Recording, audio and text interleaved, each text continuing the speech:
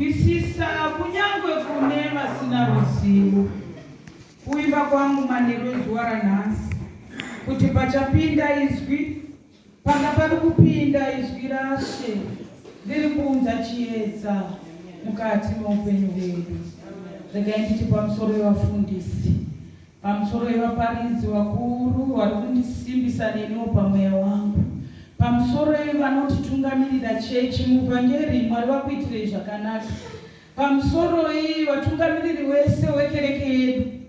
Dzimwe nguva nekuda kwokugara kuZambia, protocol dzacho mufundisi dzomboita dzichiti jamba dzichimbodaro, asi tiri mumweya waMwari tinonzwa kukudza Mwari mukati memanheru ezuva ranhasi. Amen, amen, amen, amen. Ndinonzwa kutenda Mwari zvikuru nekuti there is something about me namufundisa. There is something about me namufundisa. There is a confirmation that I have received pakutaura kwaMwari namufundisi wedu apa. Nezuro ndisati ndaparidza, handiti ndivo vakatanga kuparidza, nditi vane nyaya dzavakabata-bata dzandaitonzwawo Mwari vachingotaura nguva yese. So zvakandipa confidence dzekuti ichokwadi, vhangeri riri kuparidzwa panapa nderechokwadi. Nhasi futi pavaparidza futi pane masecret. Munoziva shoko raMwari rinotaura kuna Jeremiah 33 verse 3 zvichidzika uko kuti ndinamatei kuti ndigokuudzai zvakavanzika. Dei ndaitaura mumatauriro enyika ndaiti mune huchi mune munhu waMwari. Amen. Ndine manzwi avambotaura mumunamato vachitaura nezvemwe story yandoda kuverenga nhasi. So pandanzwa vachiitaura ndati okay, this is a confirmation kuti message inofanira kusvika mukati meupenyu hwevana vaMwari vanobva pachirumanzu zvichidzika nerodhi yese zvichisvika pano pazvishavani. Ndanga ndiri kutaura navo mufundisi ava ndichiti kwachirumanzu kumusha kwamai vangu ndiko kwavakaberekwa, endi vafundisi vamwe vakambopfuura neko ndakatosanganawo navo vari ikoko. So ndinonzwa kuropafadzwa kudzoka zvekare ndichiparidza kurudzi rwemunhu akashingairirawo chikristu changu. Neniwo pano ndiri kufara nokuda kwokuti munoziva hakuna chinhu chiri challenging sekuparidza hama dzako dziripo. Nokuda kwokuti ukataura testimony yenhema vanogona kungotarisa vanhu kuti ndezvipiko zviri kutaura. Nezvino ndakambotaura kuti sister yangu Mona sumuka. Ndakambotaura kuti sister yangu Mona Lisa ari munomu na sister yangu Tinasha ari munomu. Nhasi zvemuroora wangu mudzimai wehanzvadzi yangu ari kuchemera murume wake kuti ndoda kungononzwawo vatete. Zvakadini kunaka izvo? Rumano rwakandidzidzisa kuti vatete nemuroora zvinofanira kudini? Imbosimukai maigondo, simukai vanhu vambokuonai muri ikoko. Amen, amen, amen. Amhanya musikana wemakuseniseni anenge mwanawo, amhanya akati ndoda kungononzwa tete wangu achiparidza. Mwari vakuitirei zvakanaka. Amen, amen. Nhasi inini I have told you already kuti I am a fast speaker. Why? Because basa randinosenza tinobhadharwa maererano nepesi yaunotaura nayo. Mu 2 hours ndofanira kunge ndatodzidzisa matopiki mairi, mayuniti ari matatu kana kuti matopiki ari 6. So muchandiregerera ime fast speaker ende handirebesi zvangu nyaya dzangu, asi ndoda kuti tifambirane pamwe chete vana vaMwari. Amen. Ndanga ndiri kunzwa manzwi anga ari kusimudzwa naMwari mukatikati memwoyo wangu kwenguva refu anobva kuna Johani chapter 5. Ngatizarurei mabhaibheri yedu. Johani chapter 5 kubva pavhesi 1 kusvika pa9. Ndichazoverenga zvekare mamwe mashoko anobva kuna Mark chapter 10 kubva pavhesi 46 tichisvika pa52. Muri kunzwa kuti mapronounsiro angu emamwe manzwi zvatosiyana, handiti? Muchandiregerera. Johani chapter 5 kubva pavhesi 1 kusvika pa9. Shure kwaizvozvo mutambo wavaJudha waivapo, Jesu akakwira Jerusarema. Zvino kuJerusarema pedyo neshure makwai kwaive nerimwe dziva raiva richinzi Bhetisaidha nechiHebheru. Raiva kumabvirazuva, raiva namabvirazuva mashanu. Mukati mawo makange muvete vazhinji vairwara namapofu, zvirema navakamonyana mitezo yavo. Vaiti kana mvura yabvongodzwa, vaimirira kubvongodzwa kwemvura. Nokuti mutumwa waizoburuka mudziva iro neimwe nguva achibvongodza mvura iyayi. Zvino uyo aitanga kupinda mumvura manje, kana yabvongodzwa aiporeswa. Kunyange akanga akabatwa nokurwara kupi nokupi, aiporeswa. Zvino kwaivapo nomwe murume akabatwa nokurwara kwemakore 30. Zvino Jesu akati aona munhu uya avete zvake pasi, zvaaiziva kuti akanga akadaro kwenguva refu, Jesu anoti kwaari, unoda here kuponeswa iwe?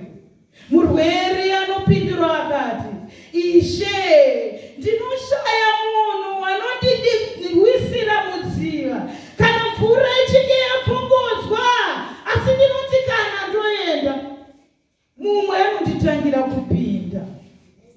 Jesu anoti kwaari, simuka, tora nhoo yako ufambe.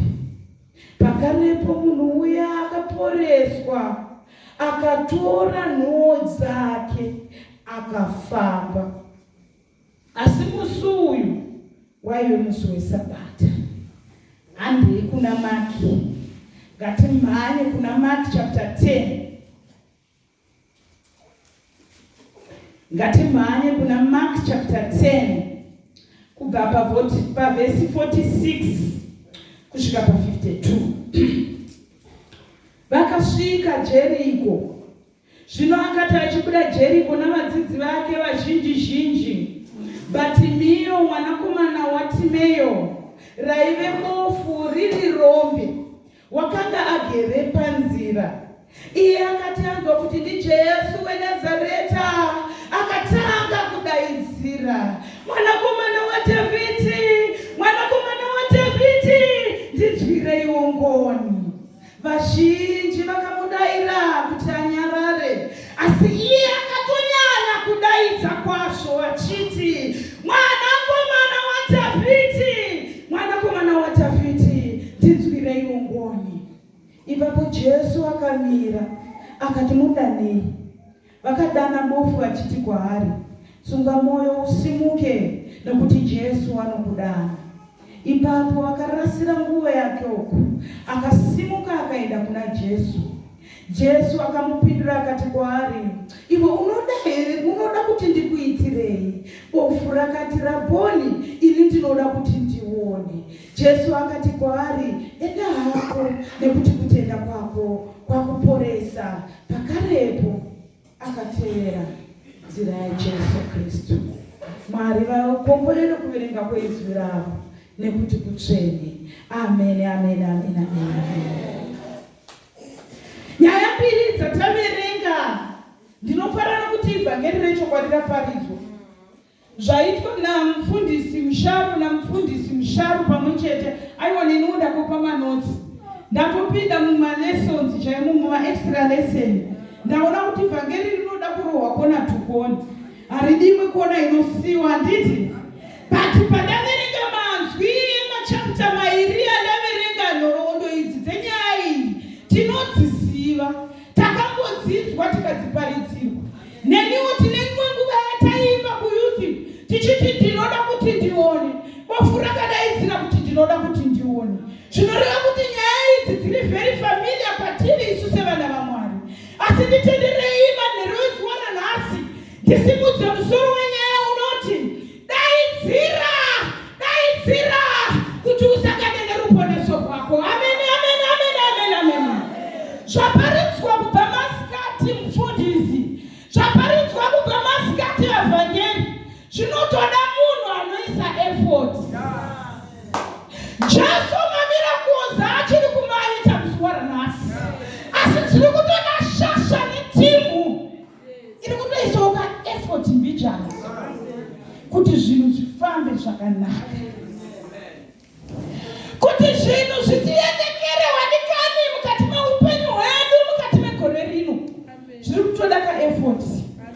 Ndakandiri kutarisa nhau yemurume ayo taverenga pekutanga ndevandoda kutanga naye indodhila nemakareti. Kana togara zvenyu ndokudhila nengano. Zvinonzi murume uyu akanga achigara parwizi rwainzi Bethsaida. Chatotanga kunditira fani already ndechekuti bhaibheri harimensheni zita remurume uyu. Zvinongonzi kwaivepo umwe murume. Amen, amen, amen, amen. Bhaibheri rakatoona zviri wepi kutaura zita rerwizi rwaigara murume uyu, but risingamensheni zita remurume wacho. Amen, amen, amen, amen. Kune dzimwe situation vadikani dzatiri matiri mukati meupenyu hwedu dzakasuspenda mazita edu. Kunyangwe nenyika haichatotizivini nepachitupa. Vakutotiziva kuti mainini vayave shuga vanga varipo. Inini ndichikura ndakahonda mona akasimba mutsi. Ndaitozikanwa kuti kamuparidzika yakakahonda. Amen. Kune dzimwe situation mukati meupenyu hwedu dzakabvisa mazita edu tikatanga kudaidzwa nezvatiri kuti muri kureva here ripita uya weonefu, muri kureva here dofu riya remudzinza, muri kureva here pambiya yekusiya murume, muri kureva here piyava yekuroya. Why? Because of situations dzakatikomberedza. Ndiri kushamiswa nezwi raMwari nokuda kwekuti main character wemufilm, inini I teach film and arts, ndinoita nezvemedia. Tinotozviziva kuti kana tichigadzira firimu so kune munhu anonzi main actor, kune zvinhu zviri pamusoro pamain actor. Main actor ndiye anoonekwa nguva zhinji pamuchaona firimu. Kune macharacters anongoonekwa 5 minutes obva apfuura. Vakamboona Studio 263 kana kuti vakamboona mamwe mamuvi akagadzirwa kubva kare. Dzimwe character dzinenge dzichingopfuura nerodi dzichipinda mukamera. Asi munhu anonzi main actor ndiye watinopa nguva zhinji yescreen time. Number 2, main actor anopiwa limelight. Main actor ndiye atinokudza, tinomupa zvakanaka zvokuita, tinoita kuti magumo ake asanyarare. Main actor anopiwa nguva yakakwana pafilmu. But ndiri kushamisika nemuchindari apa. Ari main actor kudaro zita rake hatisi kurinzwa. Inzwaiwo zvinoitika panyaya yewadikani. Ini ndakakuudzai kuti ndinodzidzisa mastudents akasiyana naye. Ndokumbira mufundisi mundipewo zvandauya nazvo apa. Mufundisi uya henyu muumire panapa. Zvinonzi muchinda uyu akanga agara paBethsaida kwe38 years. Amen. 38 years vadikani hasi nguva yekutamba nayo. 38 years vapecheya mufundisi vagari. 38 years haisi nguva yekutamba nayo vadikani. Inini pandiri panapa 38 years hasati ndadzisvitsa. Asi ndine vana 3. Which means mu38 years munoitika zvakawanda. Mu38 years wadikani mune zvinhu zvakawanda zvinoitika. So I was visualizing ndiri kuti muchinda uyu paakanga akagara paBethsaida chiriko chaimboitika. I want to put you in perspective vana vaMwari. Nyaya idzi hatingoparidzi kutaura kuti zviende zvakadaro. Tinoda kuti tizviratidzire kuti zvireve chimwe chinhu mukati meupenyu hwako mudikani. Mukati mezuva rakasvika Jesu pane murume uyu. Zvinonzi pakanga pakakwana 38 years. Idometekwa maimushari. Zvinonzi murume uyu akanga aine uvato hwake. Mukaona mafilms anotiratidza zvakanga zvichiitika kumuchinda uyu, munozoona kuti akanga aine neti yake, ndopaive neuvato hwake. Zvinonzi murume uyu akanga ari crippled. Description yezvaakanga ari inotsanangurwa.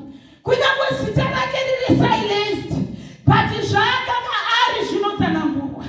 Ndandiri kuvisualize, ndozva tine matheologians panapa. Asi ndandiri kuvisualize, ndiri kuti muchinda uyu zvichida akanga asikatogoni kufamba. Nokuti paakaisa complaint yake kuna Jesu, anototaura kuti ainita umwe munhu kuti amusundiremo. Ndinotoona kuti muchinda uyu akanga aine kachinhu kake kaaka achitofamba nako.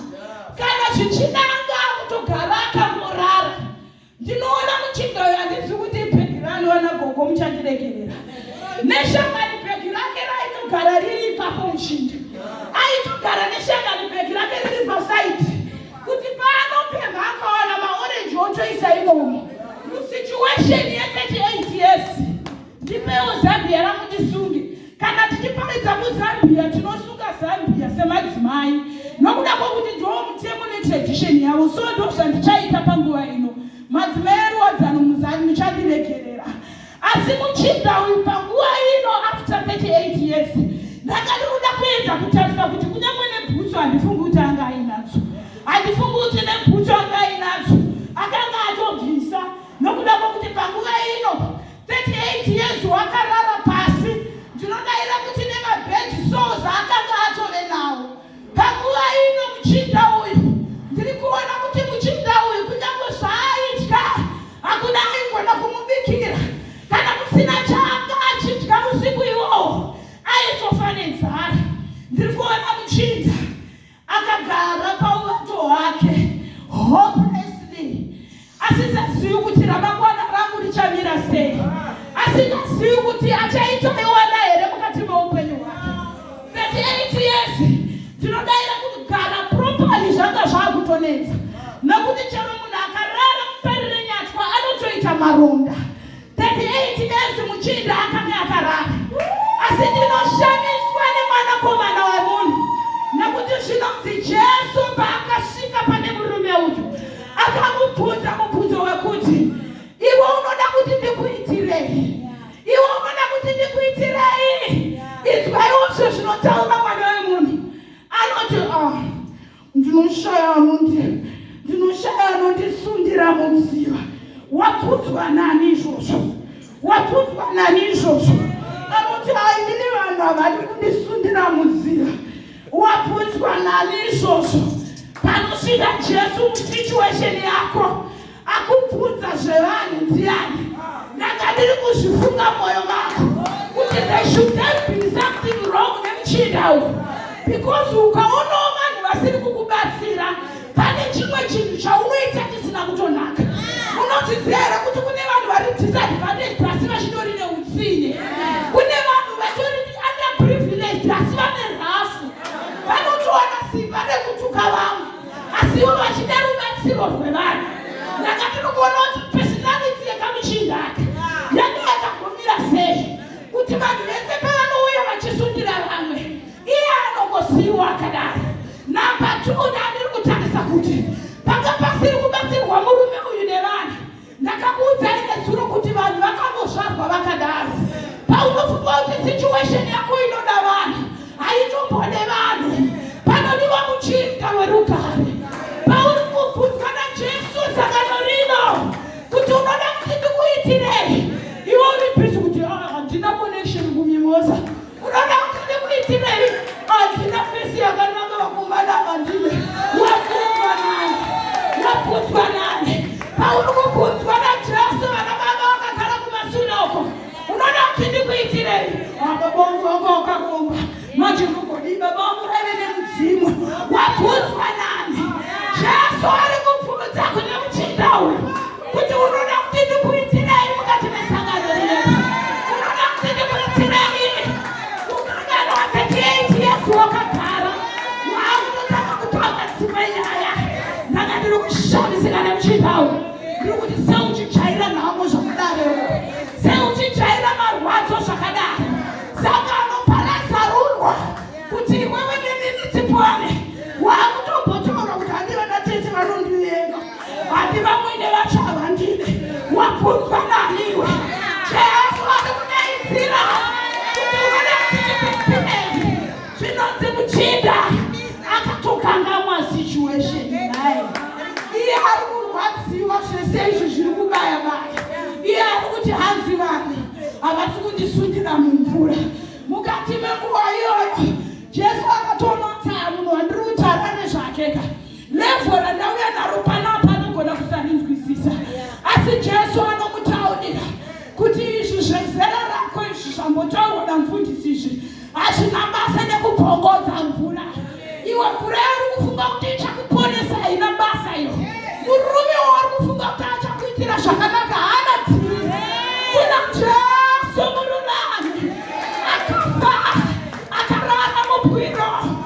kuti iwewe nendini tisunungurwe. Zvinonzi Jesu akasvika akasubmita normality, akasubmita the normal, akaudza the new normal. Jesu akasvika akasubmita zvinozikanwa kuti mubhekisaidha munhu anotoda kutanga apinda mumvura kuti asvike panguva yaanoporeswa. Jesu anobvisa zvatakajaira achiisa mitemo minyuhani. Ameni.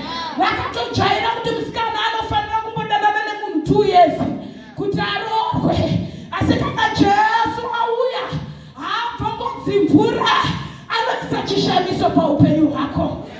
Takatochijaira kuti munhu anekidza anotarirwa mazuva nemadhokta. Asi Jesu kana asvika pasituation yeurwere hwako haachanobongodzimvura, anouya nechishamiso muupenyu hwako.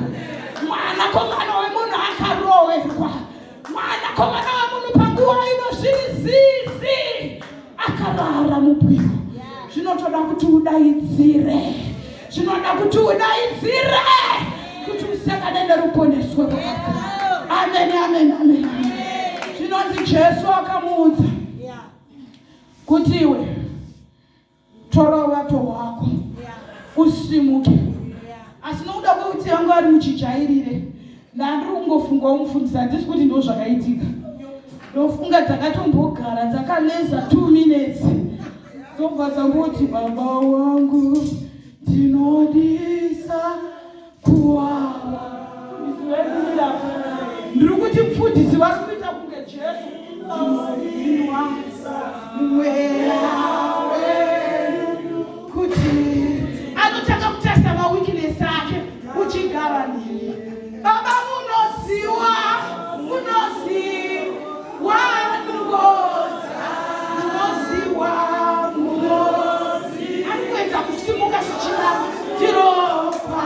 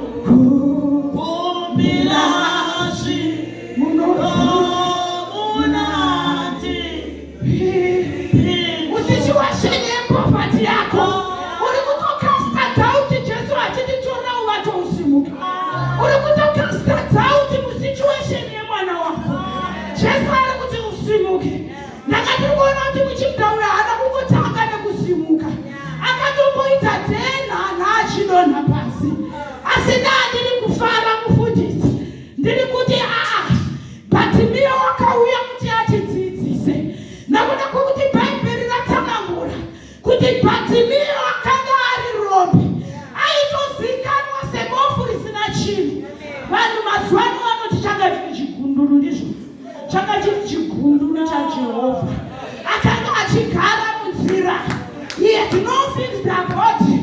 Akasina kukara.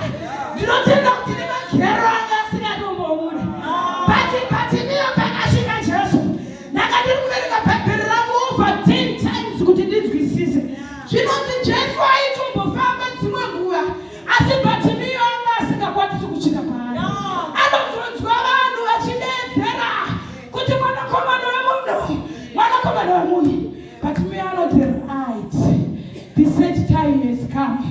Mukati memwoyo make munoita hondo, mukati memwoyo waBhatimiyo munoita hondo.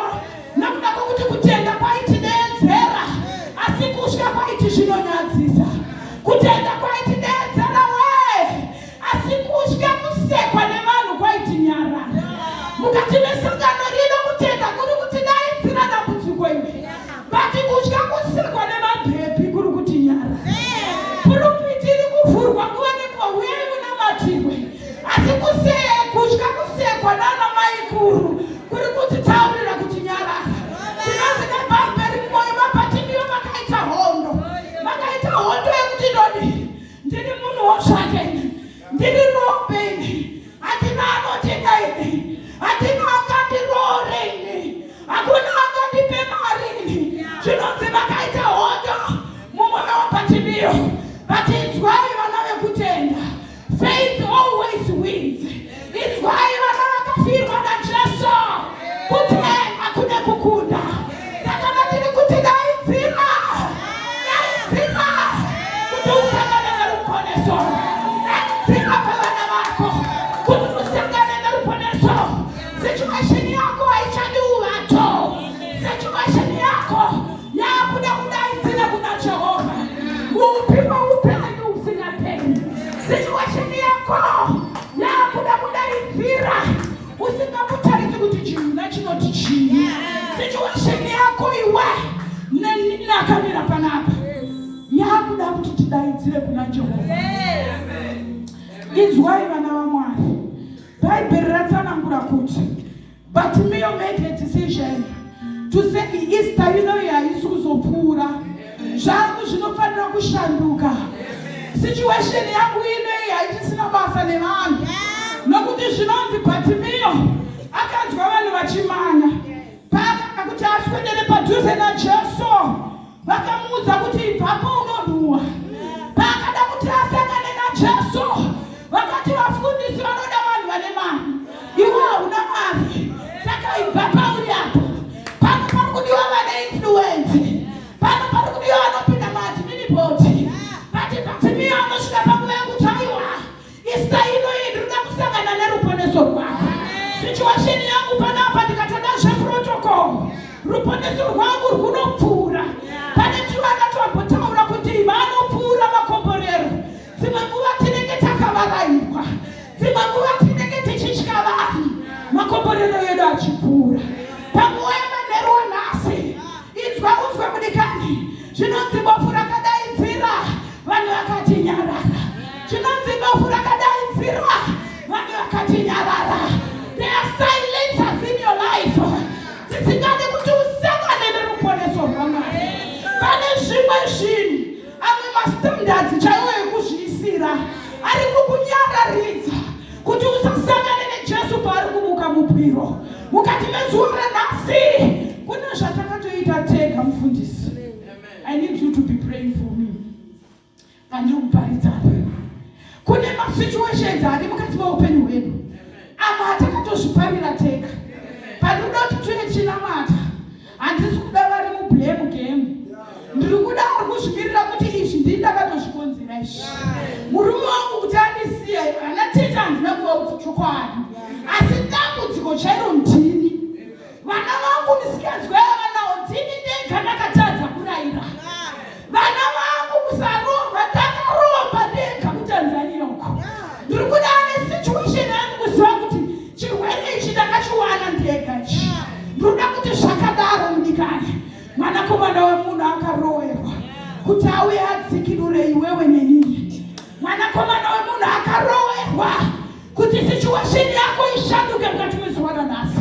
Ndiri kuda kuti tisvike panguva yatichadaidzira kuna Mwari kuti ndinoda kuti ndipone, ndinoda kuti ndipone mudzinza rinorurama. ndikapinzwa mutsinza rinobika doro. Jehovha ndinoda kuti ndipone. Ndakabva kuimba yakarurama ndikapinzwa pachikoro chine masatanisti. Jehovha ndinoda kuti ndipone. Ndakabva kumba kwedu ndakanaka. Izvo zvinhu ndave broken beyond repair. Ndakapinda muaccident yerelationship. Ndoda kuti tisvike panguva yatinodaidzira. Ina ndisi kuda vane zvinoreruka. Ndiri kuda vane situation dzinonyadzisa. Ndiri kuda vane situation dzinorema. Tatinoda kuuya nadzo pamberi paMwari. Patiri kuti Jehovha zvamakarara mubwiro. Tilaione nyaya yangu iyi Jesu. Nokuti ndiri kuda kuti pamuri kumuka mumukewo nevana vangu. Ndiri kuda kuti pamuri kumuka Jesu. Ndiri kuda kuti mushandewo nemurume wangu. Munozoenda nemumwe munhu aitaura kuti zvimkurorwa uku kunonakidza the first 4 years. Ndandiri kudaro kuna maiguru vangu kuti zvinonakidza the first 4 years. Asi pamunozoenda zvichikura vanoti zvizonakidza. Ndoma situations atinoda kubata iwayo. Ezvakataurwa zvikasungwa nenyika. Asi mwanakomana wemunhu akatisunungura. Tiri kuda kuti tisvike panguva yatinonamata vadikani nemanzwi anosimudzwa naBhatimiyo. Zvinonzi Bhatimiyo anyararidzwa nevanhu. Akaramba achingodaidzira kuti ndione. Akaramba achingodaidzira kuti ndione. Akaramba achingodaidzira kuti ndione. Akaramba achingodaidzira kuti mwanakomana waDhavhidhi. Zvinonzi even the crowd was amazed by the way he addressed Jesus Christ. Nokuti chinhu changa chisina kumbonzwika mukati menzvimbo iyoyo. Manamatiro uchaita pasangano rino ngaashandise shamwari yako yamanga makaronga nayo kuti tiri kuenda kumuseka vafundisi kusangana. Manamatiro uchaita takutaura kuno ngaashandise musikana wako wawauya nayo chiti tichanodanana kusangana. Bhatimiyo akadaidzira zvakashamisa dzinza rekwake. Akadaidzira zvakashamisa manebho ake. Nekuti akanga achida kusangana naJesu. Ndiri kuti kudiko munyikani manheru ezuva ranhasi. Ndiri kuti deedzera kuti usangane neruponeso rwako mukati mezuva ranhasi.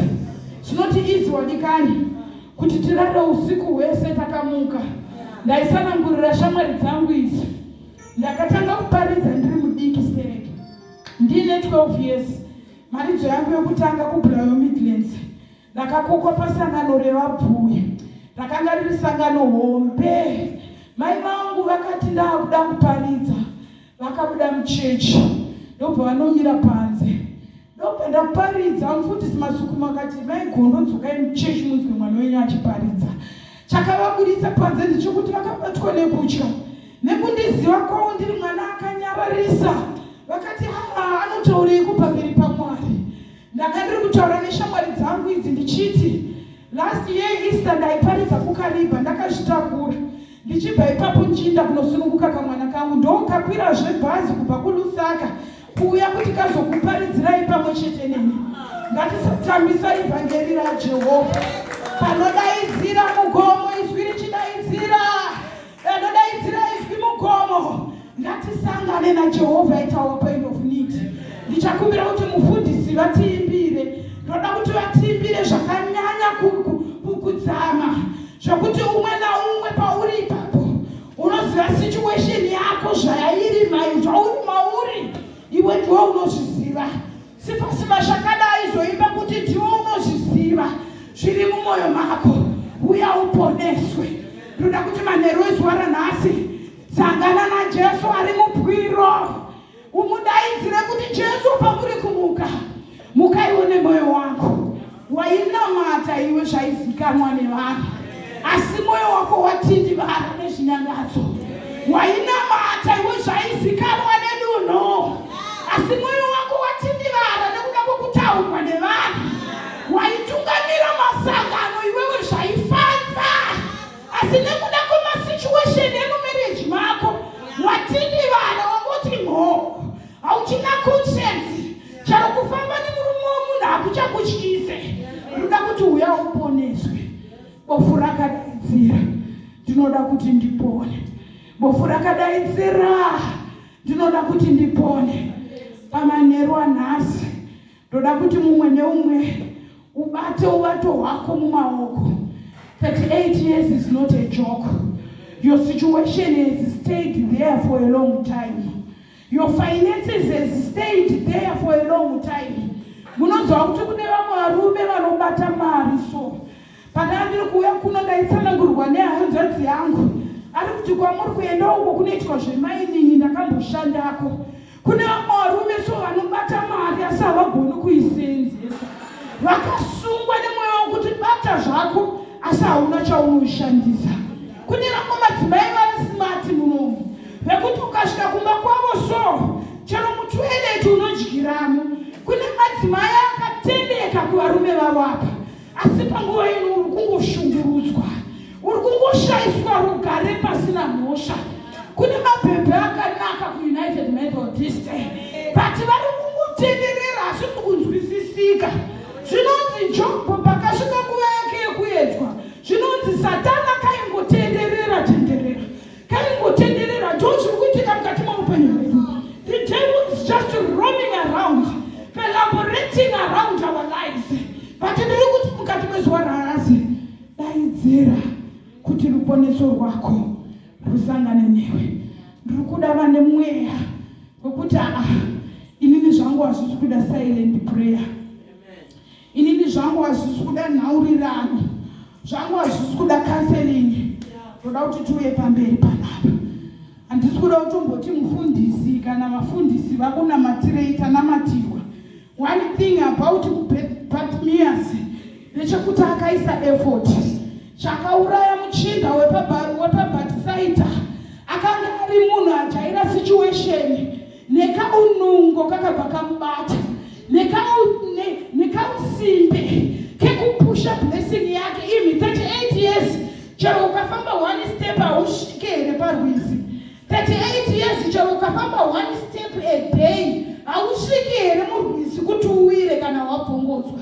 Pane patakajaira situation tatova neusimbe chero wokunamata, tatove neusimbe kana wokubhilivha shoko ragadzirwa noumwe munhu kuti akuparidzireiwe. Inini ndinotozvidawo kazvokuoneka zvakanaka asi honai dikita resei kuti mimi nenini tiwanirwe nyasha. Isoka effort mbikani nekuti usangane neruponeso rwako. Pasangano pano panogona kuparidzwa, vaparidzi varipa very powerful. But kana usina kuisa effort mbikani hapana chinogona kuitika mukati meupenyu hwako. Bartimaeus akati handigone zvangu kufamba nekuti handione nzira, handigone zvangu kumukandira makoini nekuti mari handina. Chandinacho ivoisi chete nekuti ndidaidzire kuti mwanakomana wemunhu ndionewo mukati memanheru ezuva ranhasi. You might not have anything in your life, you might have not achieved anything kumba kwenyu, hauonekwi semunhu asi aseti yaunayo manheru wazuva ranhasi kutenda kwako. Zvinonzi naJesu kutenda kwako mwanangu ndiko kwakuporesa. Ngatisimuke netsoka dzedu. Fundisi tiimbire tichiri panguva yekunamata. Mona mhanya uchiuya kuno kumberi, mhanya uchiuya kuno kumberi. Isu takakudzwa namai vanotya Mwari. Ndakanga ndichikura ndichienda kurumuko ndisati ndatombove mukadzi mukuru ndiri mudiki stereki. Mai vangu vachindidzidzisa kunamata, vachindidzidzisa kunamatira marriage ndiri kumafomu 1 ndisinganzwisisi kuti zvinorevei.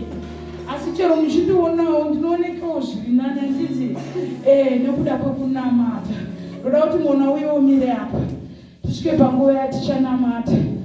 Tega munhu umwe naumwe make an effort yekunamata uchideedzera kuti situation iri pavana vangu haimbodi rehab, nokuti kurehab achaenda achidzoka achirelapsa.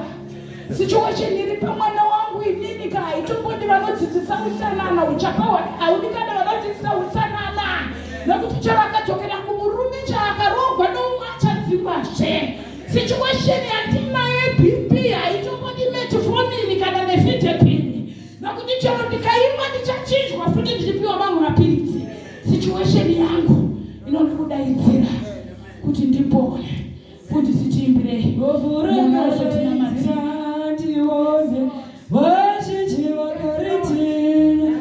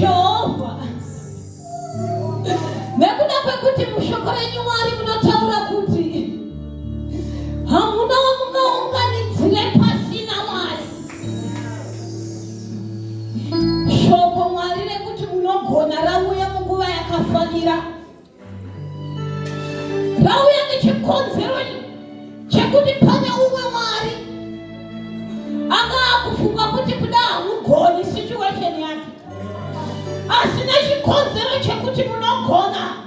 Mazvitaura Mwari, mazvitaura Mwari, nekuti muri ready kutaridza kuti munogona. Makatendeka samasimba,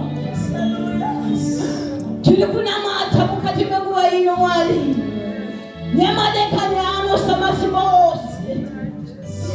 Kune vakazvipinza mumasituation Mwari, nekuda kwechikonzero chekuti ndivo vakazvipinza, vakabva vazvikondema kuti handichabudi murenje iri, handichabudi mujere iri nokuti ndini ndazvipinza. Asi mauya Mwari neshoko rekuti ndizvo chikonzero chakaita kuti mufe, kuti mwana womunhu asununguke. Zvisina ndaa yekuti chakonzera kuti asvike ipapo chii. Mwari hamutarisi izvozvo. Tinokutendai Mwari, tinokutendai nekuda kwekuti munogona.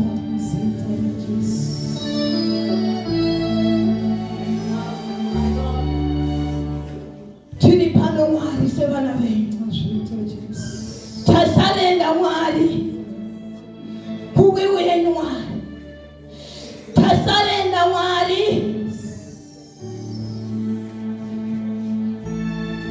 tatenda Mwari mushoko renyu Mwari, sezvakaita Bhatimiyo Mwari, tatenda kuti munogona Mwari kusandura masituations ese atinawo. We have raised our faith to you, Almighty God. Tasimudza rudairo, takatarisa kwamuri yemi Mwari munotaura kuti hakuna akatenda mamuri akanyadziswa. Nekuda kwechikonzero chekuti tatenda kwamuri Mwari, tinoziva kuti will be our testimonies. Yemi Jesu wataona ari paBethsaida, mukazvitaridza kuti you are a compassionate God. Hamugoni kungotaura nemunhu nechikonzero chesituation yake mugoisiya yakadaro. You are ready to do something about it. Nekuda kwechikonzero chekuti matotaura nesu, we know and we believe you are ready to do something about our situation. Mazvita enyu Mwari, tinokutendai Mwari nekuti kushamisa kwenyu tatokuona. Tatoona kushamisa kwenyu Mwari mukati muupenyu hwedu. Vakanzi havachati vari kutochati, vakanzi havaindi mhiri vari kutoenda, vakanzi zvenyu izvi hazvichapori muchiri kuporesa, vakanzi havapasi muchikoro, taona vapasa mugore rino nezita raJesu. Tinokutendai chakamira nemwana wenyu Mwari atipa shoko Mwari, ngaavandudzwe nemi, ngaachengetedzwe nemi Mwari. Rambai Mwari muri kumuzevezera zvedenga, arambe Mwari ari kudhilivha muzita raJesu. Mwari tinokutendai, tinokurumbidzai, muri mutsvene nekusingaperi. Muzita raJesu tanamata, amen.